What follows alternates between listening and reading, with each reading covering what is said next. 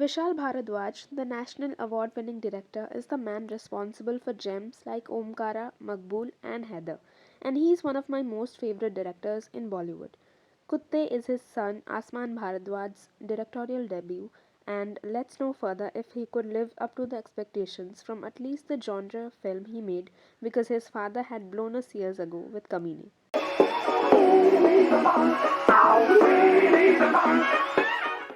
Hello Cinefam. So Kutte can be best described as a film from the Tarantino universe, but is the film up to the mark to be called that? My answer would be maybe yes, maybe no. Because this is a half-baked attempt to be honest, but the film has its fair share of moments. The division of Kutte into three chapters within a prologue and an epilogue works well for me, making it an interesting combo which has its storytelling as fables and also has totally filmy homages to the old Bollywood. Let me first tell you all what Kutte is in a nutshell.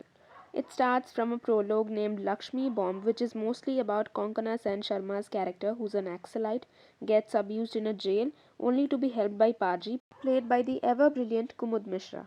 All of this happens in 2003, then the Kahani takes a leap of 13 years where we see all the Kuttes slash characters who are after that one Haddi, which is called Khoka in the film. Basically, everyone in the film wants to loot those bags filled with lots of wealth for their own reasons, and to know who gets it in the end, you gotta watch the film. I don't know if I confused you all, but this is what could have been told to you without spoiling it. Or tell me after watching the film if I already spoiled it for you. Sorry if I did, and let's move to the flaws first. Number one, I felt like if you are a person who watches films occasionally or you are not a hardcore film lover, you will not find the film engrossing or it will take some time for you to get invested in the film. This genre is not new. People are not gonna see this for the first time, but we know that how this genre has been explored in Bollywood only to see things going south, or even if the films worked, they did for a section of audiences or only the critics, not for everyone. Caper genre, crime thriller, or a heist film, as you may call it, to pull this off, it takes a lot. Not easy at all. Anyways, this film, being the same as per me, will not be liked by many, but I liked it anyway. Number two, the film looks too dark for people who have not explored the OTT space. It can come across as too intense for them.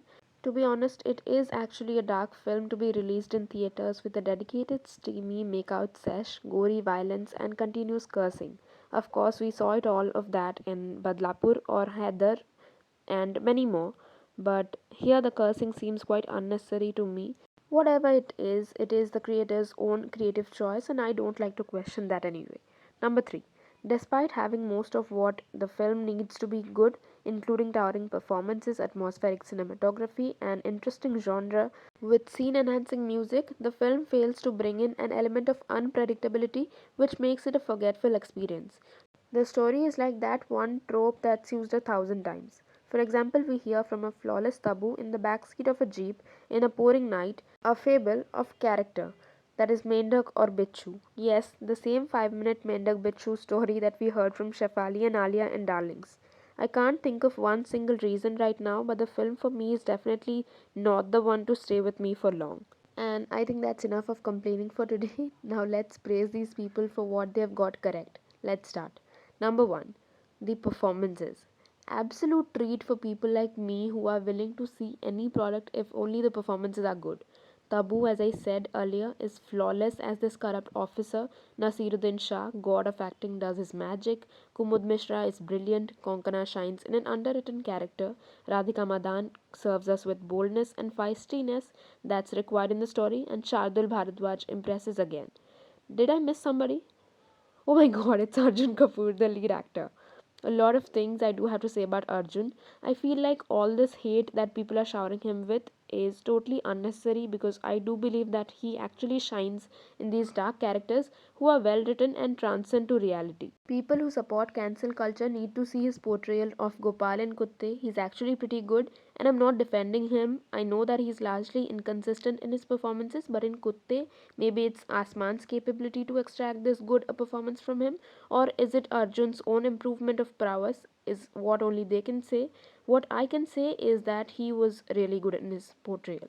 And yeah, Anurag Kashyap plays a cameo here, only to get chopped off later. Number 2. The non-linear screenplay. The plot is an absolute blessing for us to be presented in a non-linear screenplay because it works so beautifully in the favor of the film.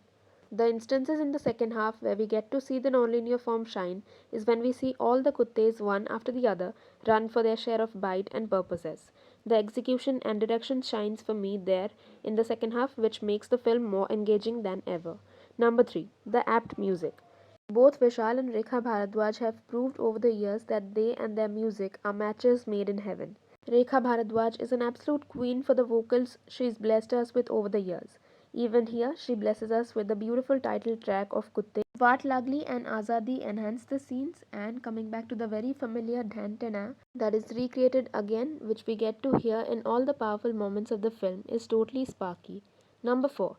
The beautiful contrasting cinematography by Farhad Ahmed Delvi is stunning and comes across as starkly dark.